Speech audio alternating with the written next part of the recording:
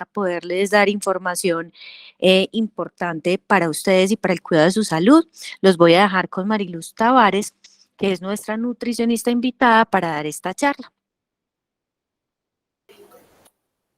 Muy buenas tardes para todos. ¿Me escuchan? Sí, Mari, te escuchamos. Sí, señora. Perfecto. Mi nombre es Mariluz Tavares, soy nutricionista dietista del Hospital San Vicente Río Negro. Hoy vengo a tratar un tema que hace referencia a cómo conservar la masa muscular en la edad avanzada o la llamada tercera edad.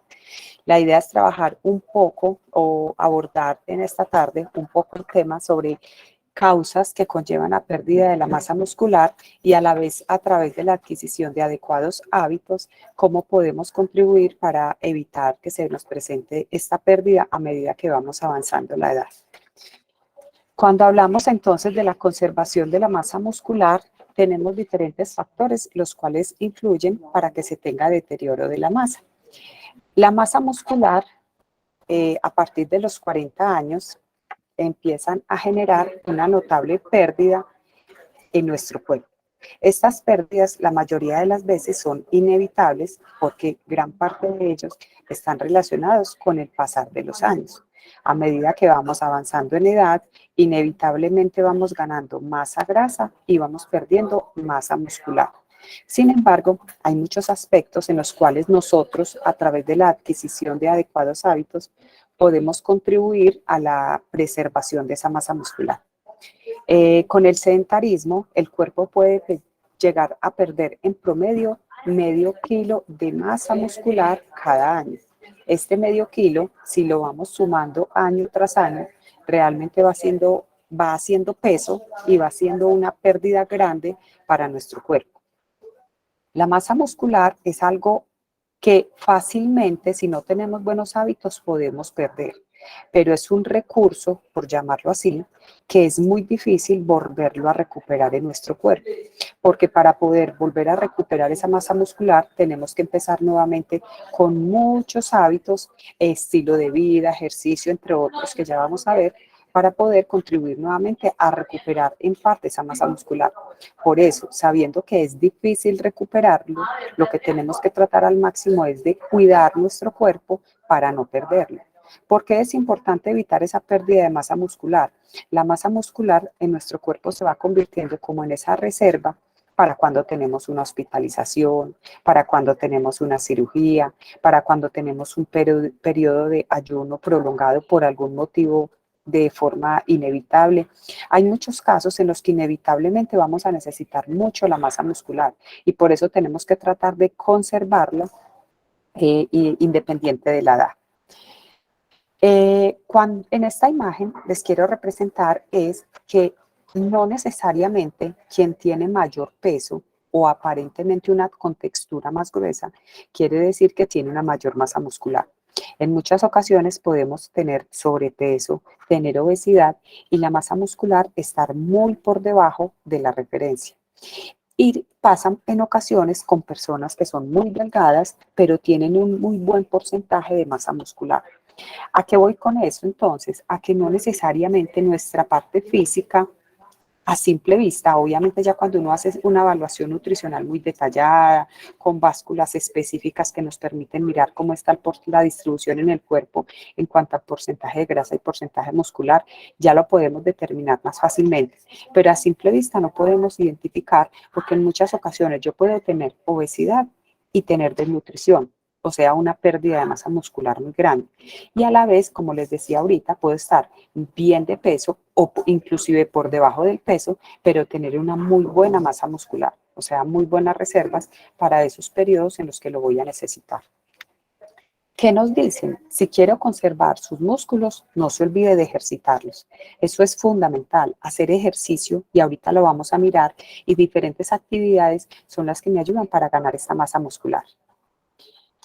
Si de pronto en el transcurso de la charla van surgiendo dudas, preguntas, pueden en cualquier momento hacer como las preguntas que deseen, porque la idea es ir aclarando como todas las inquietudes que se vayan presentando.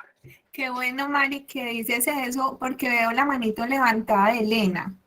No sé si fue por error o tienes de pronto una pregunta. Elena Mejía. No, parece que no, Mari. Mil gracias. Listo. Entonces, la pérdida muscular es un... Listo. La pérdida muscular es un rasgo natural del envejecimiento. Si nosotros mismos lo notamos en nuestra parte física, a medida que va avanzando la edad, nos vamos volviendo mucho más, vamos perdiendo esa fuerza y esa elasticidad de nuestro cuerpo. Y en parte porque estamos perdiendo la masa muscular. A medida que nos hacemos mayores, cambia la composición del cuerpo. Este pierde masa muscular y aumenta el porcentaje de grasa. De por sí las mujeres tenemos un porcentaje de grasa mayor a los hombres y los hombres tienen un porcentaje de grasa, de músculo, perdón, un porcentaje de masa muscular mayor que las mujeres. Esto es algo característico, genético, algo que por lo general siempre lo hemos tenido en ese tipo de distribución. Sin embargo, hay que tratar al máximo de que ese porcentaje de grasa sea bajo o esté por lo menos dentro de la referencia y aumentar mucho la masa muscular. La preservación de la masa muscular, o sea, para conservarla, en las personas mayores, uno de los puntos fundamentales es ayudar en el envejecimiento para tener unos buenos hábitos. Las proteínas son esenciales para el mantenimiento de la masa muscular, que naturalmente, como lo decíamos ahorita, van disminuyendo a partir de los 40 años. ¿Por qué a partir de los 40 años? Porque antes de los 40 años tenemos una vida muy activa, no estamos en constante movimiento o realizando actividad física. Nuestra parte genética como tal no está tan afectada por tantos cambios que se presentan a partir de los 40 años, donde ya estamos un poco más sedentarios, donde ya de pronto empiezan a aparecer algunas enfermedades, empiezan a aparecer diferentes aspectos que contribuyen para que nuestra masa muscular tienda a verse afectada por todos los cambios que se presentan en nuestro cuerpo.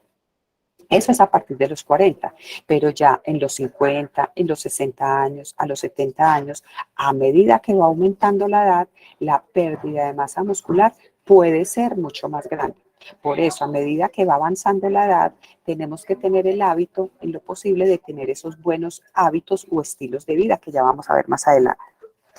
La disminución de la masa muscular es multifactorial y afecta a todas las personas. Ya vamos a ver ahorita algunos aspectos que influyen. Cuando hablamos de pérdida de masa muscular, hablamos de sarcopenia. Sarcopenia es un sinónimo, una palabra que hace referencia a la pérdida. Sarco, que hace referencia a la parte de la carne, o sea, muscular, y penia hace referencia a deficiencia. Quiere decir que tenemos deficiencia de músculo. Entonces ya vamos a ver un poquito acerca de la sarcopenia, que es un diagnóstico muy común en la tercera edad. Si en esta pueden observar, aquí vemos una persona al lado izquierdo, una persona con un brazo mucho más fuerte, un brazo con una masa muscular mayor. Es una persona que está muy activa, que está realizando ejercicio, o puede ser una persona joven, o sea, una persona como tal, que su masa muscular está muy bien desarrollada. Pero ya en la imagen del lado derecho podemos ver una persona que ha perdido en gran parte su masa muscular. Cuando nosotros, cualquier persona, independiente de la edad, empezamos a perder peso, sea de una manera voluntaria o involuntaria, en uno de los aspectos donde más se empieza a reflejar es en el brazo, porque en el brazo es donde empezamos a tener esa pérdida, tanto de masa muscular como de masa grasa. Y por eso es que la sarcopenia en el brazo, de manera general en todo el cuerpo, pero en el brazo se logra identificar fácilmente por esa debilidad y esa parte muscular. Por eso a medida que también vamos avanzando en edad, uno va identificando que ya los brazos son más delgados, que ya el brazo es más flácido, ya empezamos a notar diferentes aspectos. Y precisamente esa masa muscular es la que hay que tratar de conservar. Puede que no necesariamente la conservemos en el mismo punto de la juventud. Es normal, porque inevitablemente con el paso de los años pues vamos a tener ese deterioro, pero la idea es tratar de conservarla al máximo, por lo menos tenerla dentro de los rangos de referencia para la tercera edad. O sea, mis rangos de referencia, mis porcentajes no deben estar igual a los de una persona joven, porque por muchos factores perdí músculo, pero sí lograr ubicarme dentro de los rangos para una persona de la tercera edad. ¿Qué significa la sarcopenia? Es la pérdida progresiva y generalizada de la masa muscular y de la fuerza, llegando a afectar la calidad de vida de aquellas personas que lo sufren. Cuando yo voy perdiendo masa muscular, voy perdiendo fuerza. Entonces ya me cuesta más estar de pie, me cuesta más levantarme, me cuesta más hacer una caminada un poco larga, me cuesta más mover objetos en mi casa, me cuesta más hacer diferentes actividades que impliquen fuerza. ¿Por qué? Precisamente por esa pérdida de masa muscular. Este problema de salud asociado al envejecimiento aumenta con los años, llegando a afectar hasta el 50% de las personas mayores de los 80 años. Por eso es también, como lo decíamos ahorita, a medida que va avanzando la edad, por lo general siempre vamos a tener una pérdida muy grande de esa masa. Aunque existen múltiples factores que influyen en la aparición, el desarrollo de la sarcopenia o al menos la aceleración de su avance suele asociarse a varios aspectos. Primero, falta de ejercicio. La falta de ejercicio es uno de los principales factores en la tercera edad, precisamente por el sedentarismo. Por eso es que hoy en día se encuentran tantos grupos, por ejemplo, en este grupo que promueven tanto los adecuados hábitos, las diferentes estrategias para el adulto mayor poder estar activo, poderse sentir vital, realizando diferentes actividades, sean actividades de ejercicio, el movimiento, el yo poderme sentir todo el día en constante actividad, eso me ayuda a poder estar en parte favoreciendo la ganancia de masa muscular. Cuando estoy en la jardinería, por ejemplo, cuando estoy haciendo diferentes actividades que me impliquen fuerza y movimiento. Otro de los aspectos que influyen es la mala alimentación. Cuando hablamos de una inadecuada alimentación, uno de los aspectos hacemos referencia a la proteína, claro, porque estamos hablando de masa muscular, pero hay otros aspectos que también influyen, que también vamos a mirar ahorita, diferentes al aporte proteico. También un episodio hospitalario, en una hospitalización por la quietud, por todo ese periodo que yo tuve de haber estado precisamente en esa quietud, haber tenido ayunos prolongados. Una hospitalización contribuye muchísimo a la pérdida de masa muscular.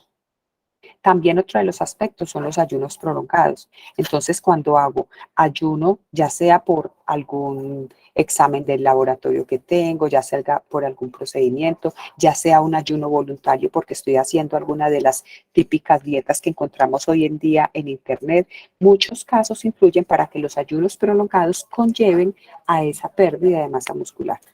Entonces, estos son como algunos de los factores que intervienen en esa pérdida y son precisamente de los que también vamos a ir hablando ahorita, porque son los que hay que tratar de contrarrestar para evitar que se tenga una mayor pérdida de la masa muscular.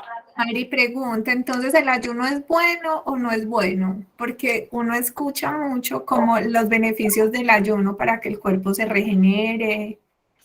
Cuando nos hablan del ayuno hoy en día, la evidencia científica como tal no se tiene donde nos indiquen que un ayuno sea bueno para la salud. Normalmente, cuando la persona realiza el ayuno, es más enfocado que al manejo de la insulina, que para el metabolismo, diferentes aspectos que se han mencionado más que todo en Internet o cuando los escuchamos hablar de algunos asesores. Sin embargo, si vamos directamente a la evidencia científica, aún no se ha comprobado que realmente esos ayunos sean buenos. Inclusive, por eso es que desde la parte nutricional, nosotros, el gremio de nutricionistas, siempre estamos precisamente enfocados en recomendar una alimentación fraccionada, donde yo pueda consumir los alimentos varias veces al día, porque un ayuno a largo plazo me puede conllevar esas otras complicaciones, como una gastritis, como una disfagia, como el esófago que se me empieza a irritar por la misma gastritis o el reflujo. Ya empiezan a aparecer otras complicaciones a futuro que precisamente al tener una alimentación fraccionada estamos evitando. Entonces, desde nutrición realmente no se recomiendan los ayunos prolongados. Distinto es un ayuno donde el normal mientras yo estoy durmiendo, el comer un poco más temprano, no ayunos tan extremos como hoy en día, que son ayunos de 16 horas, de 20 horas, porque el cuerpo necesita trabajar con nutrientes. Y en este caso, si yo los nutrientes no se los estoy suministrando con la alimentación, él los va a obtener de mis reservas. Y por lo general, siempre la primera reserva que va a utilizar el cuerpo es el músculo. Entonces empiezas a perder masa muscular en lugar de perder, por ejemplo, la grasa, que sería el objetivo principal. Para yo poder perder grasa, realmente tiene que ser es a través del ejercicio. Yo a través de, pues en este caso de un ayuno, difícilmente voy a tener una pérdida de grasa saludable y conservación de la masa muscular. Sin O sea, embargo, ya, dígame. que para ti un ayuno sano es de cuántas horas.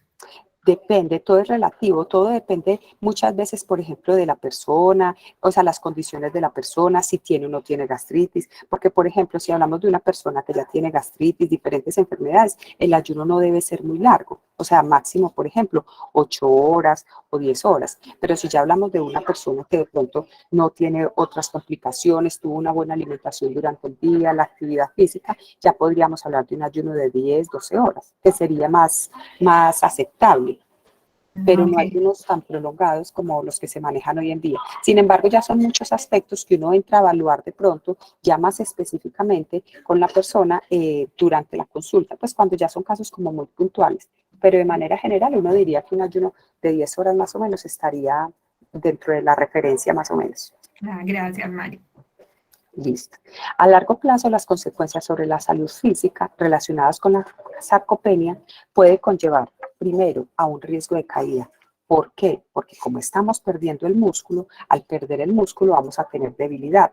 Si estamos débiles, no vamos a tener la fuerza suficiente para poder realizar los movimientos, poderme levantar rápido de la cama, por ejemplo, poderme montar bicicleta más fácilmente. Ya empiezo a perder esa parte de musculatura que me conlleva un riesgo mucho más grande de caídas. Igual sucede con la debilidad, que está asociada a la misma pérdida. Es una pérdida involuntaria de peso. ¿Por qué? Porque si voy perdiendo masa muscular, pues obviamente se va a ver reflejado en una pérdida de peso. Si mi deseo es perder peso, yo diría mejor, pero realmente no es así, porque lo estoy perdiendo a expensas de músculo, como lo hablábamos ahorita. Y también está relacionado con la desnutrición. Cuando hablamos de desnutrición, la desnutrición no hace referencia al peso. Como les decía al principio, yo puedo ser delgado, pero estar muy bien nutricionalmente, y puedo tener obesidad y puedo tener desnutrición. La desnutrición está más enfocada a esas reservas musculares que yo tengo. Entonces, cuando voy perdiendo esas reservas musculares relacionadas a la sarcopenia, pues eso me puede conllevar a presentar desnutrición. El cansancio también es otro de los síntomas. ¿Por qué? Porque entre menos masa muscular tengo, pues más rápido me voy a agotar. Si salgo a hacer una caminada más rápido me voy a cansar. Y eso va a conllevar a un mayor sedentarismo, porque entre más me voy a cansar, menos ejercicio o menos actividad voy a querer realizar. Para ayudar a mantener la masa muscular, se recomienda un aumento en la ingesta de proteína. Lo ideal es que sea en promedio de 1 gramo por kilo de día. Ya les voy a explicar esa parte. Normalmente, si por ejemplo yo tengo un peso promedio de 50 kilos, mi requerimiento de proteína serían 50 gramos, porque es 1 gramo por kilo de peso.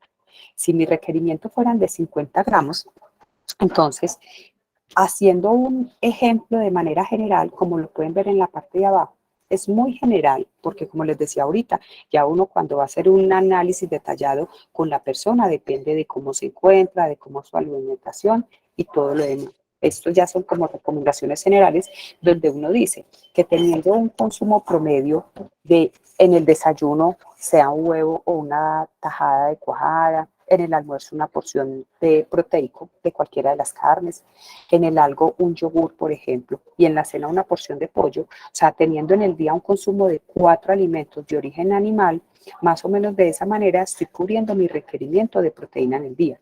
Esto más o menos me estaría aportando los 50 gramos de proteína que necesito si tengo un peso de 50. ¿Cuáles son los alimentos que contienen proteína? La proteína se encuentra principalmente en los alimentos de origen animal. Por eso es que hablamos de consumir 4 alimentos de origen animal en promedio en el día. Quiere decir, están incluidas las carnes, carne de res, carne de cerdo, el pollo, el pescado, el pavo. También están incluidos todos los huevos, huevo de gallina, huevo de codorniz. Están incluidos los lácteos, independiente de que sea la leche deslactosada, entera, semidescremada. El aporte de proteína es muy similar entre ellos. También está el grupo de los quesos. Cuando ya hablamos de una proteína vegetal, que serían las leguminosas, que en este caso incluimos frijol, lenteja y garbanzo, o proteína texturizada, que por lo general es de soya, estos alimentos vegetales aportan mucha proteína. Sin embargo, es una proteína que nutricionalmente no se considera completa. ¿Eso qué quiere decir? La proteína de origen animal es una proteína completa, una proteína que contiene todos los aminoácidos, porque los aminoácidos son los que componen la proteína, ¿cierto? Entonces, cuando hablamos de una proteína de origen animal, es una proteína completa, mientras que una proteína de origen vegetal, como el frijol, la lenteja, el garbanzo y la proteína texturizada, son proteínas incompletas. Por eso es que el yo pensar que con los frijoles voy a reemplazar, por ejemplo, la carne, que es muy común escucharlo, para un día, por decirlo así, yo podría hacer ese intercambio. Pero si ese intercambio va a ser para todos los días, no es recomendable precisamente por no ser una proteína completa, o sea, no ser una proteína que contiene todos los aminoácidos que mi cuerpo necesita. Por eso es que al yo consumir el frijol, la lenteja o el garbanzo, o ser una persona vegetariana, por ejemplo, donde no tengo alimentos de origen animal, yo diría, con la proteína vegetal, con estos alimentos de origen vegetal, voy a suplir en parte la proteína animal. Sin embargo, estas personas por lo general deben consumir algún tipo de multivitamínicos. Hay pues varios y por lo general según exámenes de laboratorio se van recomendando, pero necesitan en muchas ocasiones suplementos vitamínicos precisamente porque la proteína vegetal nunca va a ser igual a la proteína animal. Y en estos casos debe suplementarse para poder decir que realmente estamos cubriendo ese aporte. Entonces, en esta parte del menú que les ponía de ejemplo, lo ideal es consumir 4 alimentos en promedio de origen animal durante el día. Ya se aumenta la cantidad dependiendo específicamente de la estatura de la persona, del peso, de la condición actual. Porque si es una persona que tiene una pérdida muy grande de masa muscular, pues posiblemente va a necesitar un consumo de proteína mayor. Entonces, este es como un ejemplo de tal manera que ustedes, por lo menos de una manera muy general, puedan evaluar y decir, bueno, yo sí me estoy comiendo estas 4 proteínas en el día, o yo realmente me estoy consumiendo apenas un alimento de ellos en el día, una proteína en el día, un alimento de origen animal. O sea, que ese, dígame. Pregunta, ¿esos 100 gramos cómo se pesan? ¿Crudo o cuando ya está lista la proteína?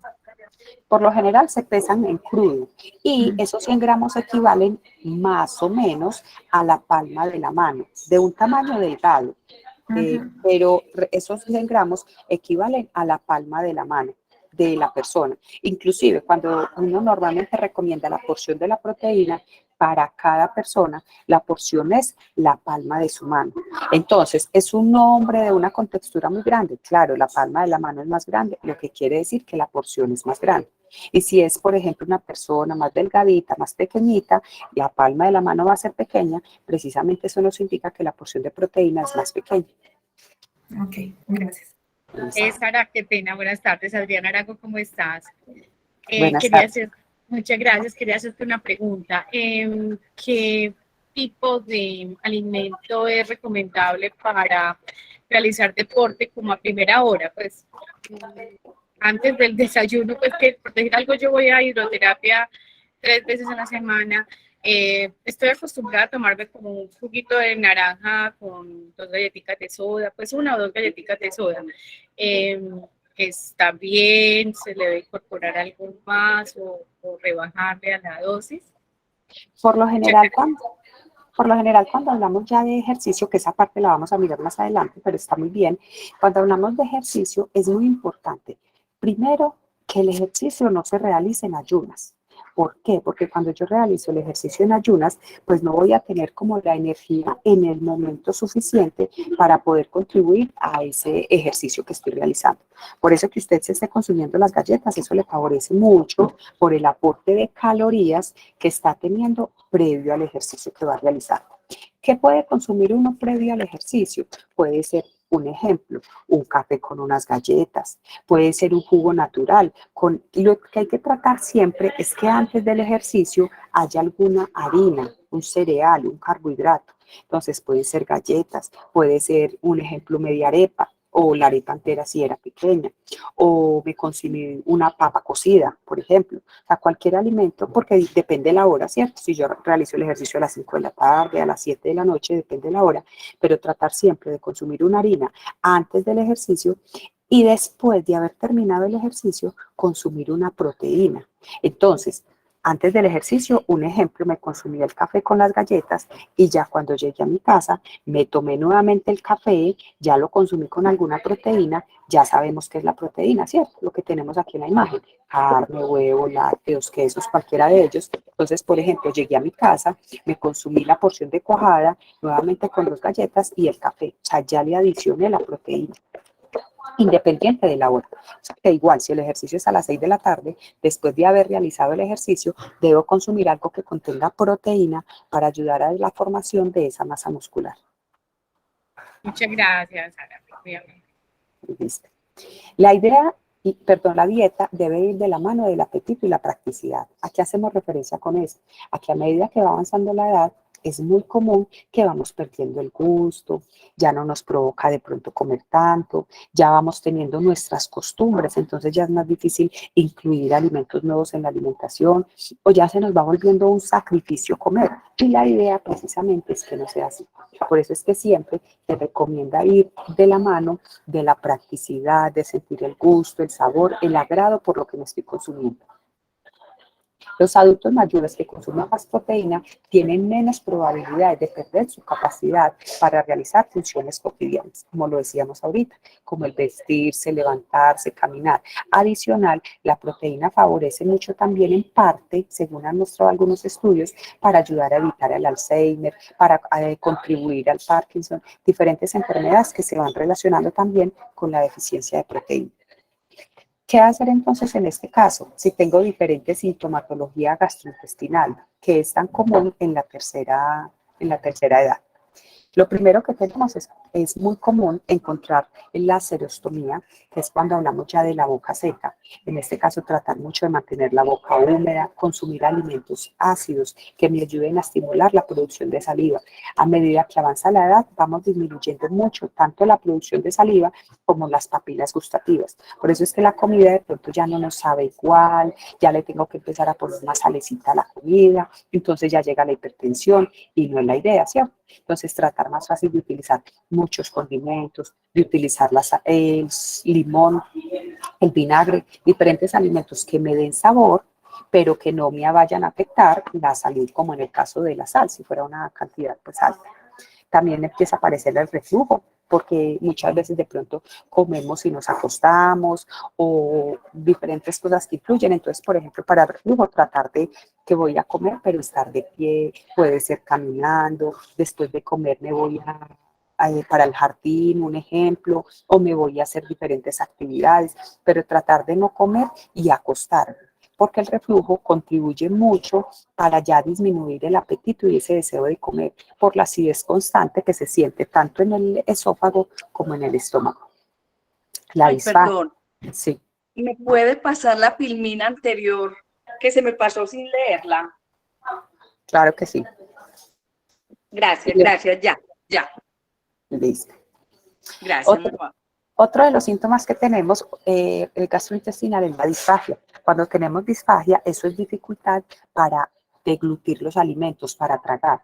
¿Por qué? Puede ser por un periodo de hospitalización prolongado que tuve, diferentes causas, pero también por la misma pérdida de masa muscular. Cuando yo pierdo masa muscular, mis músculos, en este caso los de la boca, van perdiendo fuerza y por lo tanto se me va dificultando el ya masticar los alimentos. Con el Parkinson puedo empezar a presentar dificultad para masticar, lo mismo con el Alzheimer porque se me olvida masticar. Entonces tratar mucho de que esa masa muscular estimularla mucho para que pueda tener un buen proceso digestivo. El estreñimiento también es normal en la tercera edad, por eso hay que tomar mucha agua, tomar mucho líquido, tratar todo el día constantemente de estar siempre con mi botellita de agua. Que voy a ir al supermercado, me llevo la botellita de agua. Que voy a ir a hacer no sé, una vuelta, un ejemplo en el banco, un trámite, diferentes actividades. Tratar siempre de estar con mi tarrito de agua o botellitas de agua para tratar de estar hidratado, porque el estreñimiento es muy común a medida que va avanzando la edad. Síndrome de colon irritable, entonces ya muchos alimentos me empiezan a caer mal, ya me están cayendo mal los frijoles o me cae mal el pimentón, diferentes alimentos, entonces identificar precisamente cuáles de pronto no me están cayendo bien, ¿cierto? Porque eso es esa tolerancia de cada persona, identificar cuáles no estoy tolerando para tratarlos de evitar a tiempo. Alteración del gusto, como les decía ahorita, se van perdiendo parte de las papilas gustativas y también parte de la saliva. Entonces eso hace que ya no me provoque comer. Pero entonces tratar de buscar muchas estrategias en la preparación de los alimentos.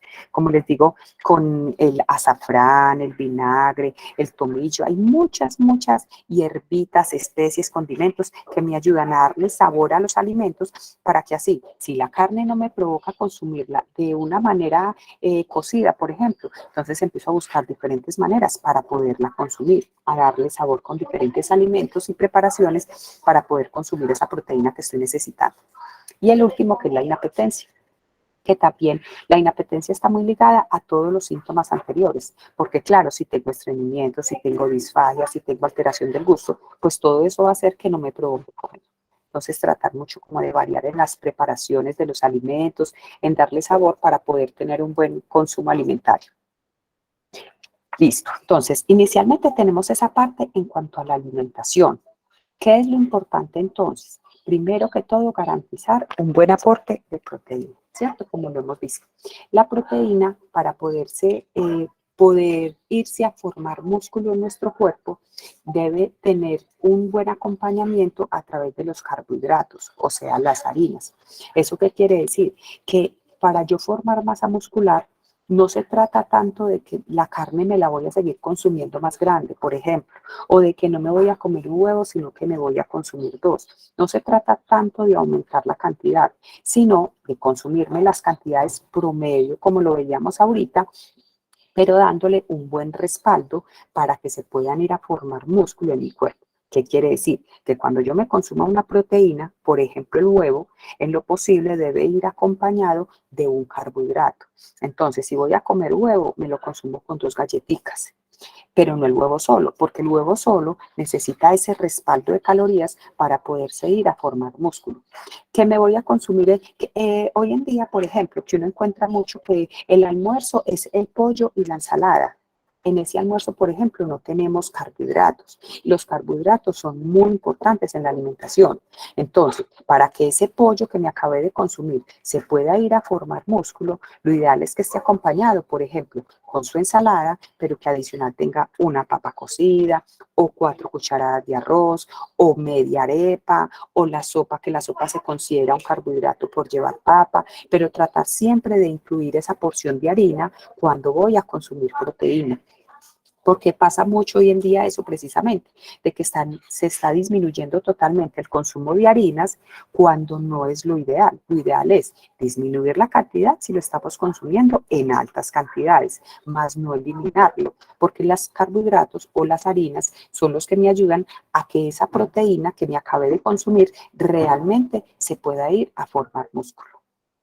Ya en cuanto al aporte de vitaminas de manera general, tener una alimentación variada de frutas, de verduras, los lácteos, todos esos alimentos como tal me aportan las vitaminas que necesito. Y por eso cuando hablamos de alimentación, si realmente una persona, en este caso de la tercera edad, o independiente de la edad que tenga, tiene un consumo alimentario adecuado, variado, no necesita acudir a ningún tipo de suplemento nutricional. ¿Por qué hablo de los suplementos? Porque hoy en día es muy común que uno ve en el mercado, en la televisión, en todas partes, que nos están vendiendo la idea de que los suplementos nutricionales son los que nos ayudan a formar masa muscular.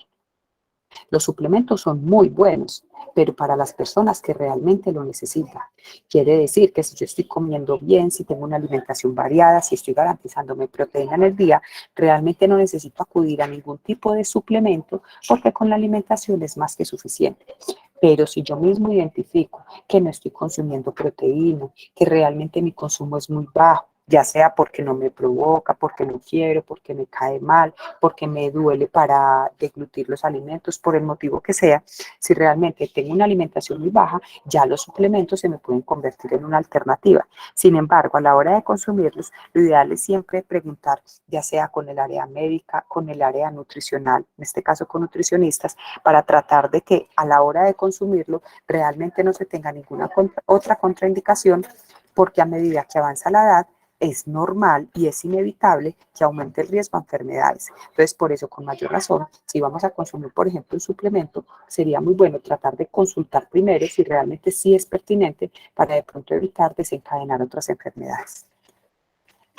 Bueno, y lo último que teníamos entonces es en cuanto a actividad física.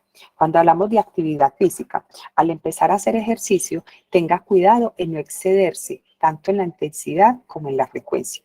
¿A qué hace referencia? La actividad física es demasiado importante en la tercera edad. Todas las personas, en este caso, después de los 40, 50 años, 60 años, independiente de la edad, deberían realizar actividad física mínimo 3 veces a la semana. ¿Qué es actividad física en este caso? Todo depende de la condición de la persona. Obviamente, si estamos hablando, por ejemplo, de una persona de alguna edad específica, pero que está en su casa, que se le dificulta caminar, para ellos ir del patio a la sala por 5 o 10 veces es una actividad física muy buena, porque todo es dependiendo de las condiciones de la persona. Pero si es una persona que se puede movilizar mucho más, entonces perfectamente puede salir a la calle, hacer sus caminadas o ir a natación o hacer diferentes ejercicios que le estimulen la formación de masa muscular. Esos ejercicios deben ir muy enfocados al músculo, quiere decir a estirar los brazos, estirar las piernas, todo lo que tenga que ver con estiramiento.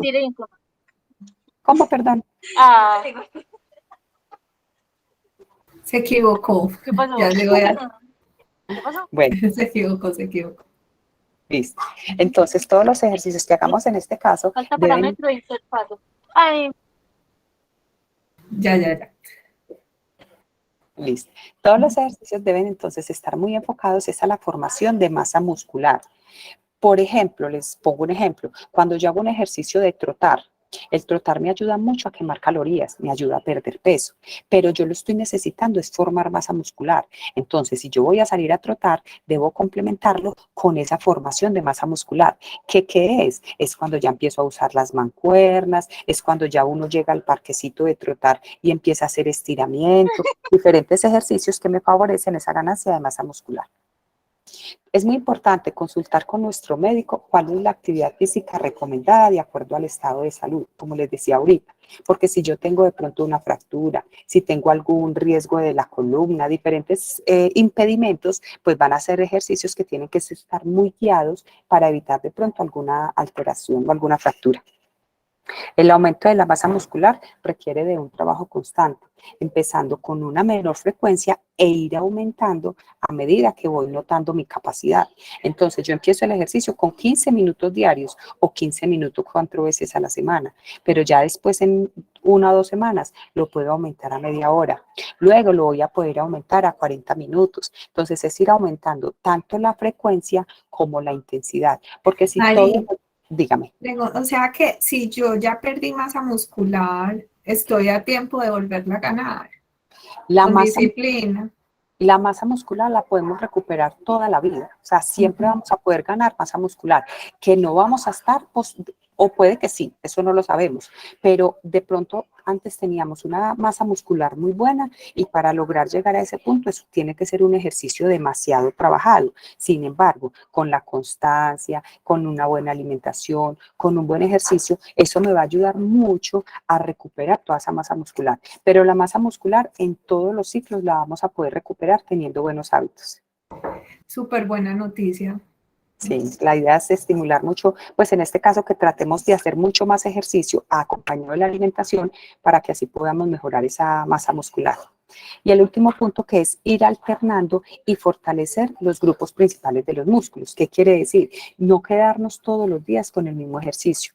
Que yo salgo todos los días a darle un ejemplo a la misma clase de natación, los mismos hidroaeróbicos todos los días. Muy bien que esté haciendo ese hidroaeróbico, pero de vez en cuando lo termine, me puedo ir a hacer una caminadita de 15, 20 minutos para complementar. O cuando lo termine, puedo hacer un ejercicio adicional para complementar. O sea, alternar un poco la rutina me ayuda precisamente a que los músculos se tengan que esforzar un poco más, porque si no, se van volviendo precisamente una rutina, ya una costumbre, entonces se retarda más la ganancia muscular. Y ya esta última diapositiva, donde nos dice qué ejercicios deberíamos hacer. Si habláramos de manera general entre los 60 y los 70 años, aunque aplica para general de todas las edades, pero como los podemos ver en las fotos, en las imágenes, están muy enfocadas, es como les decía ahorita, el estiramiento. En el primero podemos ver, por ejemplo, que en la casa, con una silla, en la cama, son ejercicios que yo puedo ir haciendo de estiramiento y me ayudan mucho a ganar esa masa muscular. Lo mismo con unas mancuernas en la casa, con unas bolsitas de, no sé, 2 tarritos de agua que yo tenga en la casa, con ellos los uso tipo mancuernas, con un lacito que tenga en la casa, una banda, diferentes utensilios. Esta tercera imagen que nos muestra también que es parte del estiramiento y el último que es ejercicio que nos favorece mucho para la masa muscular en los brazos.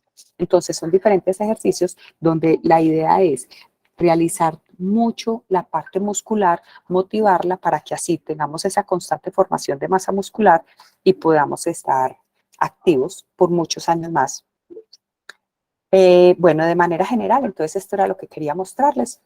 Y como dice esta última diapositiva, dice, úselo si no quiere perderlo.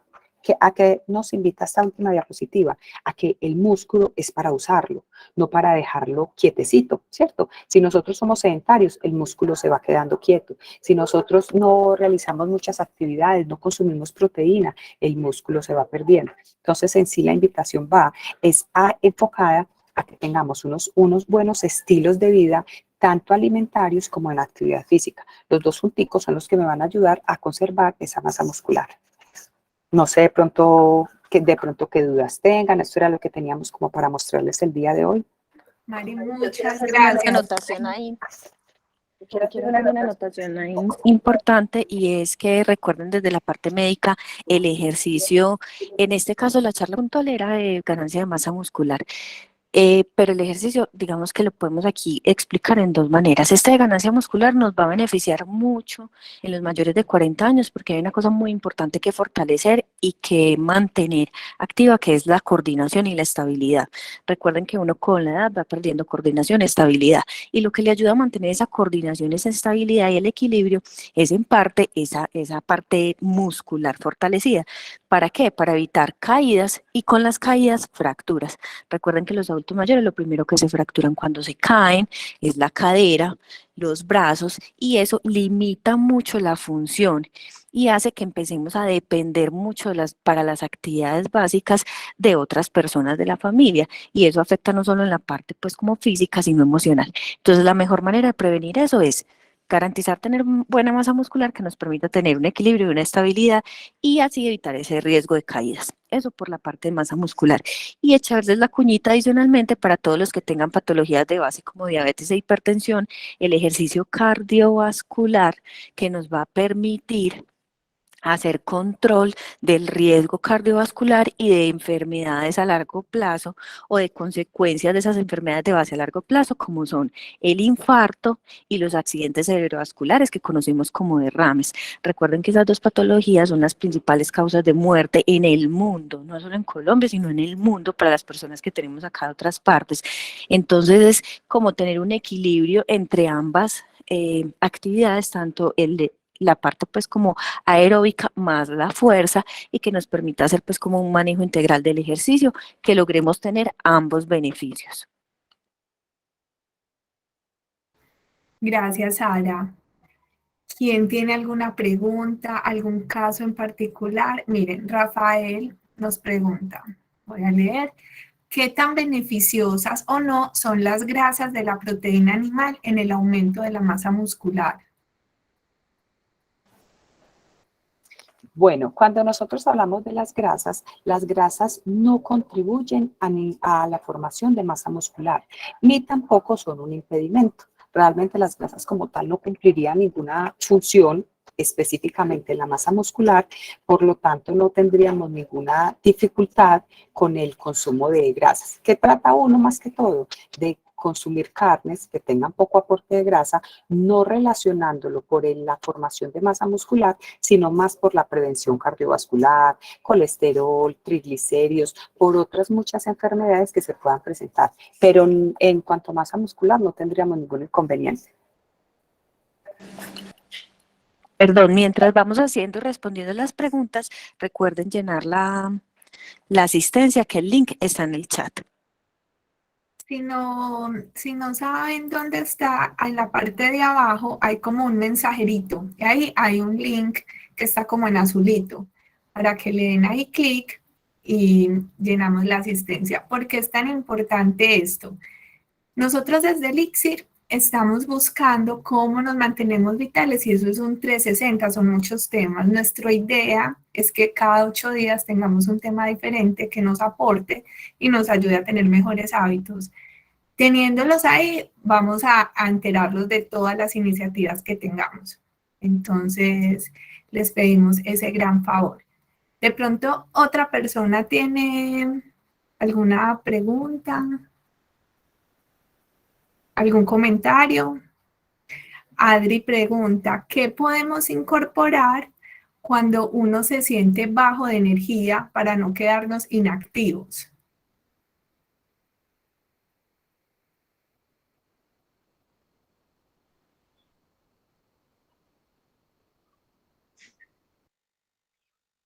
Mari, si estás hablando, el micrófono está apagado.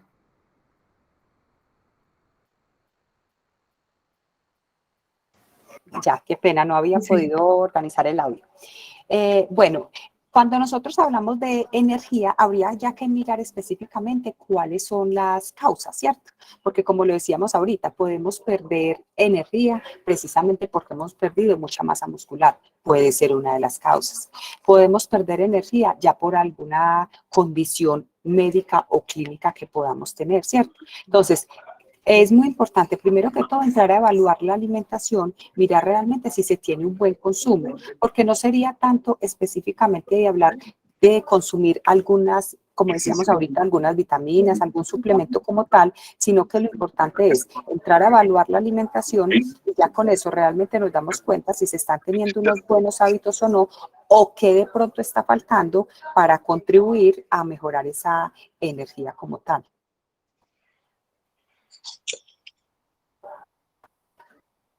No la me pregunta Elena Mejía, si vamos a compartir las diapositivas. Claro que sí, nosotros les hacemos llegar la grabación y las diapositivas.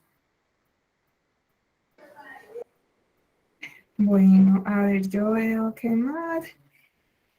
Marina dice, excelente charla, muchas gracias por la invitación.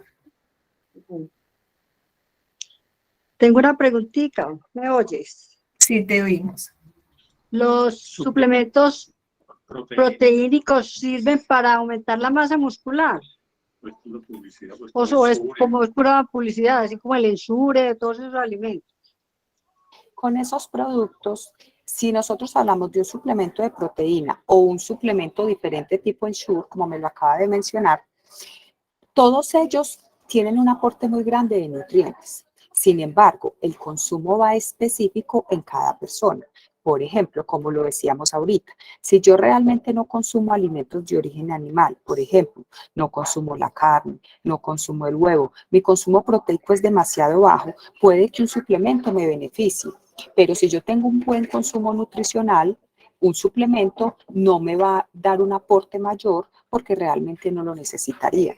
Pero ya en el momento de uno consumir ese tipo de suplementos, sí sería muy bueno que tuviera, como les decía ahorita, sea una revisión consulta, ya sea desde la parte médica o de un área de nutrición, porque también hay que evitar un exceso en el consumo de proteína, que es lo que me puede conllevar a presentar otras enfermedades a futuro, ¿cierto?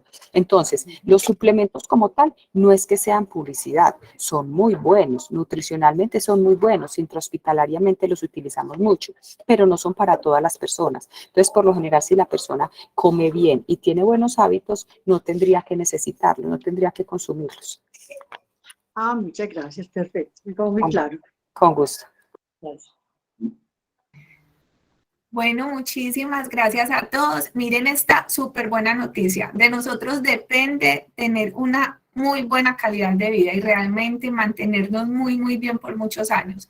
Entonces empecemos a implementar todos estos consejos. Mariluz, mil gracias por tu tiempo. Sara, mil gracias. Esto realmente es una información muy valiosa para todos. Bueno, usted. Mucho gusto, estamos aquí pendientes para lo que necesiten, con los brazos abiertos. Desde San Vicente Fundación, el área de nutrición, los apoyamos con lo que necesiten. Y bueno, digamos que esta alianza entre Elixir y San Vicente es para finalmente brindarles la oportunidad a ustedes de tener información que es confiable y que nos va a aportar bastante pues como a nuestro desempeño y nuestra salud a medida que va pasando el tiempo. Mil gracias. Recuerden que si quieren seguir participando de estos espacios, regístrense y estamos esperando por ustedes. Mil gracias. Estén muy bien. Hasta luego. Hasta luego.